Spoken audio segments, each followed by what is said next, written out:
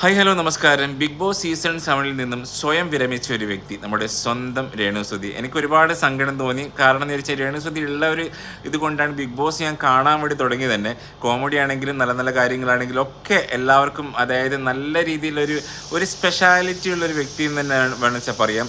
അത്ര നല്ലൊരു കണ്ടസ്റ്റൻസ് ആയിരുന്നു രേണുസുതി. നിൽക്കുകയാണെങ്കിൽ ഫൈനൽ റൗണ്ട് വരെ തീർച്ചയായിട്ടും എത്താൻ, അതായത് മൂന്നിൽ ഒരാളാവാൻ ചാൻസ് ഉള്ളൊരു വ്യക്തി തന്നെയായിരുന്നു രേണുസുതി. അത് ലാലേട്ടൻ തന്നെ പറയുകയുണ്ടായി, നല്ല വോട്ടിങ് കാര്യങ്ങൾ, അതായത് അത്തരത്തിലുള്ളൊരു ഇതാണ്. ഓക്കെ, പിന്നെ അതായത് കുട്ടികളുടെ കാര്യവും അതായത് മാനസികപരമായി തീരെ ഒത്തുപോകാൻ പറ്റാത്തൊരു സാഹചര്യം ആയതുകൊണ്ടായിരിക്കാം രേണുസുതി പോയത്. എന്തായാലും ഒരു ഒരു ഒരു നമുക്കൊരു ബിഗ് ബോസ് തുറക്കുമ്പോൾ രേണുസുതി എന്ന് പറയുമ്പോൾ ഒരു എന്ത് ഭയങ്കര ഹൈപ്പായിരുന്നു. പക്ഷെ അതിപ്പോൾ ഇല്ല. ഇനി ബെസ്റ്റ് ഓഫ് ലക്ക് ഇത്രയും നാൾ അവിടെ നിന്നതിന് തന്നെ ഒരു ഒരു ഒരു കയ്യടി കൊടുക്കുന്നു. ഇനിയിപ്പം കുറച്ച് ആൾക്കാരുണ്ട്, നമുക്ക് ഇഷ്ടപ്പെടുന്ന കുറച്ച് ആൾക്കാരുണ്ട്, ഞാൻ പേരെടുത്ത് പറയുന്നില്ല. എന്തായാലും ആരൊക്കെ ആയിരിക്കും ഫൈനലിൽ നിന്ന് കാണാം. Thank you so much.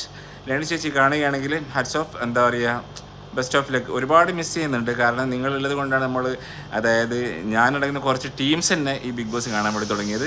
എന്തായാലും ബെസ്റ്റ് ഓഫ് ലക്ക്.